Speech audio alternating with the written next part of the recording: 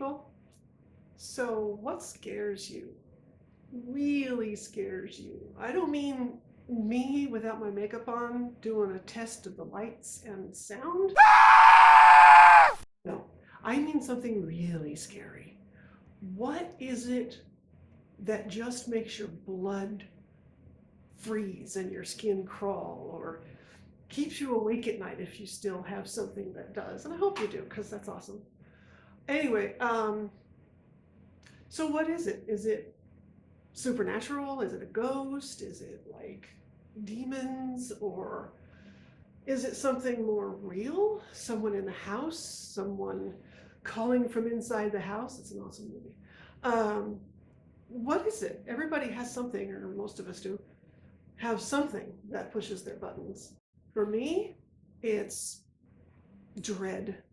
It's the unknown, the unseen. The things that scare me the most in a movie are things that you can't see.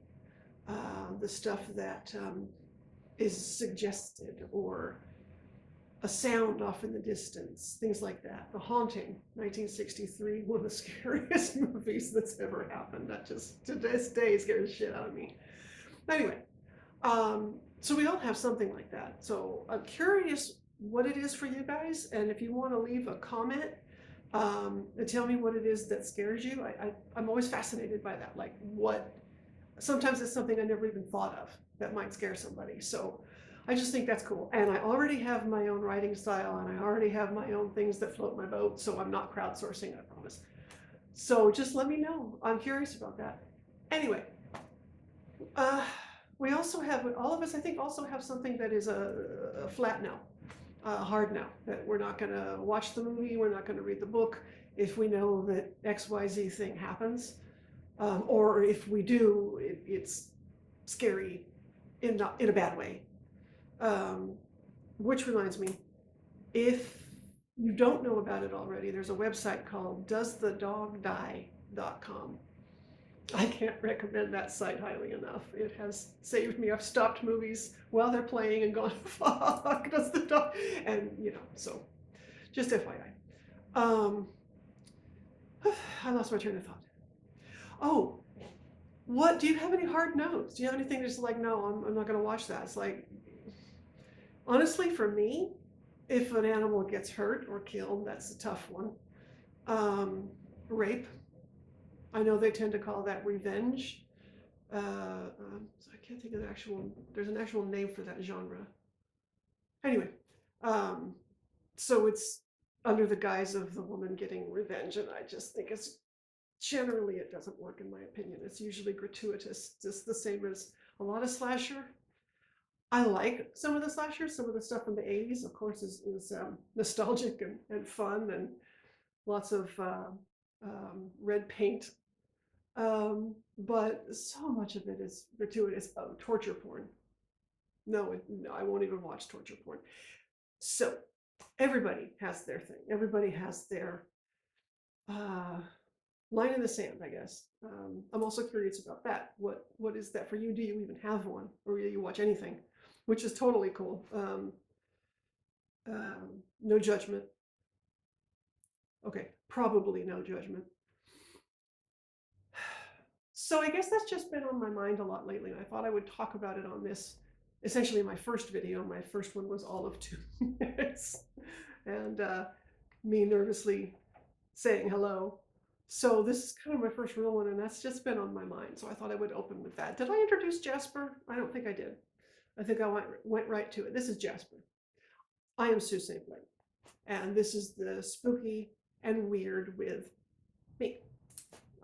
I didn't do that, and I should have totally done that. But I'm not going to edit it because it's no big deal. So all of this kind of brings me to a movie that's out that has become very polarizing, even in my house. I liked it. I can't say I loved it. I liked it. My husband hated it, absolutely every minute of it. And I think that an awful lot of people are on his side on this. But I want to talk about why I kind of liked it. Wouldn't go so far as to say, oh, it's a great movie. It's a deeply flawed movie. But and I'm going to try to pronounce the name right. Skinnamarink. I always want to say Skinmark, and that's very much not the case. Skinna, Skinnamark. Well, you know the one I mean. Um, for me, here, let me tell you first what I found flawed. It's an art house movie, is what it feels like. An art school movie, is what it feels like. And I've never made a movie, so I mean, I'm not in a position to judge anybody, but that's what it felt like to me. And it was way too long. It should have been an hour at the most. So that was irritating. The little subtitles, they would have somebody whispering in the background and they'd subtitle it sometimes, but not anybody else. And to me, I thought, well, if you're going to have somebody speak that quietly, or if you want to have that mystery, have them speak louder, whisper or amp it up or something. But having it just felt like a sort of affectation. I don't know. It just seems silly to me, to be honest with you. Um, and some of it just didn't seem to go. Well, it didn't go anywhere. It simply didn't. And I don't mind that. I like ambiguity. I'm fine with ambiguity in a movie, but yeah, those are the things that irritated me. Here's what I liked. That movie scared the shit out of me. A lot of it did, and I don't. And here's the thing: it hit buttons that are there for me. That just so many buttons. It's the little child in danger, little children. I guess there were two of them. That is a problem for me. And the fact I'm just going to sidetrack because that's what I do. You'll get used to that. I don't keep a straight thought. Um, the fact that they shot everything looking up, I thought was brilliant because it's everything's from the child's perspective. His world just got rocked. Their world, again, there's another kid, I think. Their world just got rocked by the divorce. The family is splitting up and they don't know what's going on. All of that rang perfectly true for a little kid trying to make sense of junk in their own world, in their own mind. So everything is looking up and you see their feet. And it even worked for me that you couldn't see their faces, even their heads really. Everything doesn't make sense. Everything's surreal. Everything's out of whack. Um, so that I thought was really cool. And trying to process things like a little kid would. They're going to go to their toys because it makes sense, because it's comforting, because it's familiar. These things are safe. When the little kid keeps trying to dial 911, he's obviously been taught to dial 911, and it doesn't go through, and that is so fucking scary to me. Just think, you're all alone. He's doing everything right, and he can't get through. He can't get out. That scared me. And whispered voices. I mentioned The Haunting, 1963's Haunting. Be very clear about 1963's Haunting. Um, had those voices that you can't see what's going on. Had the chanting voice, the man's voice, the little baby crying. That kind of thing is terrifying to me. And Skinnamarink, Skinnamarink. Um, I don't mean any disrespect by that. I just straight up cannot remember how to say that name. Um, I can't say Armoire properly either. It's armoire. So anyway, you'll get used to this nonsense. So and then the voice where somebody tells him, I think it's supposed to be the father, I'm not quite sure, tells him to cut himself in the eye or cut his eye, something like that. That is when I pulled my knees up and I cuddled a pillow and glared at Chris because he was rolling his eyes. I don't know, those things really worked for me. Those really, really were effective for me. They really hit buttons for me. And that's what I look for in something like that. I know that for a lot of people, the things that are, I mentioned earlier, hard no, hard no, not hard nose. Um, The things that are hard nosed for them are the things that I love. So slow burn. I love a slow burn. Um, oh, jump scares. That's something I forgot to. I fucking hate jump scares. Write a good story. You don't need to just, I mean, if it has a reason to be there in the plot, cool. They can, one jump scare, maybe two in a 2 hour movie. But just if that's what you rely upon, Jasper, back me up. He's not going to help. I hate that. I hate that in a book and I hate that in a movie. And maybe I'm going to edit this out. I don't know. I probably won't. So yeah, so those are the things that's just really cool. What people like and what they don't, and like totally what works for a person. And I know that some of you are saying, and you're saying this because you've read my books, right? And the latest one, Frozen Shadows,